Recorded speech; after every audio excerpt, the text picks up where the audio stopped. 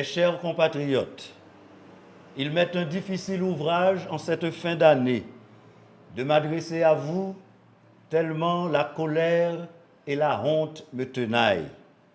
Je suis en colère face à l'impuissance des gens de bien à s'organiser et j'ai honte pour les praticiens de la corruption et du chaos qui maintiennent mon pays dans une instabilité chronique jusqu'à en faire une entité abiotique intolérable. En effet, depuis plus de 3 décennies, le peuple haïtien, dans sa quête d'une nouvelle ère pour un changement sociétal, se trouve en otage dans une rengaine d'incivisme et d'incivilité avec les mêmes discours extrémistes, ces discours extrémistes d'hier. Le résultat est donc accablant. De la proclamation de la Constitution de 1987 à date, la République a connu 10 gouvernements provisoires avec le CNG, Nanfi, Avril, Trouillot, Nérette, Bazin, Jonassin, Alexandre, Privert et Henry, pour 5 présidents élus au suffrage universel, dont 2 seulement ont terminé leur mandat avant l'assassinat crapuleux du président Jovenel Moïse. Ce tableau peut aisément expliquer la situation désastreuse qui prévaut aujourd'hui.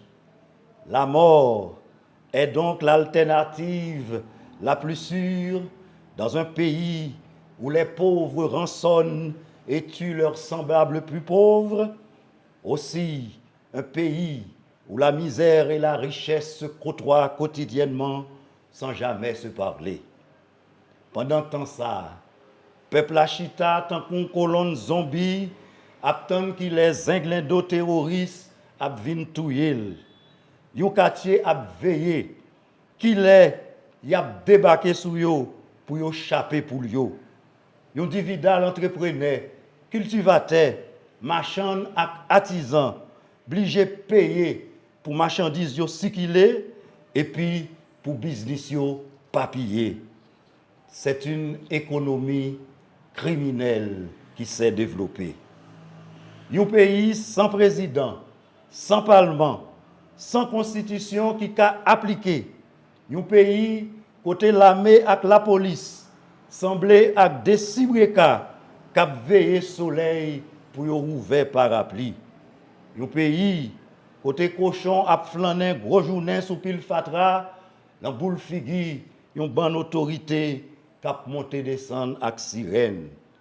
Nous sommes un pays côté un tremblement de terre créé un pile millionnaire sous 2 peuples là pendant la garder l'argent qu'a gaspillé ONG qu'a bambilé ak étranger qu'a vinn travail dans un pays yo dit qui pi pauvre dans toute Amérique là. Nous c'est un pays qui a 14 ans n'a construit l'hôpital général. L'hôpital Simbi Continental pas qu'à fini depuis sous un bon gouvernement, sans parler l'école et faculté qui juste journée jodi a l'abri provisoire. Moi pas passer devant palais ni sous Grand Rue pour me pas dire nous Samoué. Grand Rue oui qui porte nom Empereur Jean-Jacques Dessalines. Bureau l'état yo a drivé par-ci par-là. Gagne même yo déguepi yo pour dette. Même cimetière, gen horaire spécial. Même si vous avez rendez-vous avec baron, faut que vous payiez bandit la traversée, ça veut dire l'État effondré. Mais je comprends pourquoi certains acteurs de tous les camps ne voient pas l'urgence d'un sacrifice patriotique pour construire un leadership collectif afin de gérer la période intérimaire. Les enjeux sont de taille. Tout le monde voudrait contrôler la transition et la bataille électorale semble déjà commencer. Heureusement pour moi, je n'ai pas sollicité l'investiture de mon parti pour les prochaines élections. Je préfère rester comme vigie au service de ma communauté et de la force louverturienne réformiste. Haïtiens, Haïtiennes, faisons une réflexion sur nous-mêmes, sans nous rejeter les responsabilités, ni accuser l'étranger à tort ou à raison.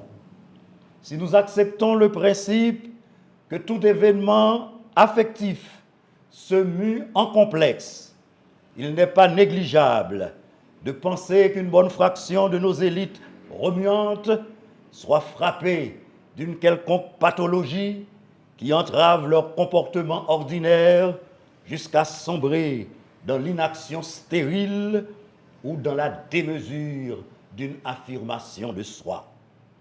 D'où la violence verbale continuelle dans les médias et réseaux sociaux qui se sont transformés en tribunaux par l'absence d'une justice efficace, la répétition des cas de viol comme un besoin de torturer sa victime en violentant son corps et en mutilant son sexe, la rage de tuer un inconnu séquestré et de brûler son cadavre. Tout cela relève d'un état d'esprit construit dans un délire d'un imaginaire créateur. Serait-ce un complexe d'infériorité qui nous pousse au paroxysme de la laideur et du sadisme? Ce sont là des cas d'études et de recherche à analyser au prisme de l'anthropologie psychanalytique pour dégager les voies d'une révolution mentale. Car sans un nouvel être haïtien, Haïti n'a pas de lendemain. Disparaître ou renaître. Et la réorganisation de la cité passera nécessairement par une réforme révolutionnaire, sorte de révolution tranquille, pour ériger de façon pérenne les institutions républicaines.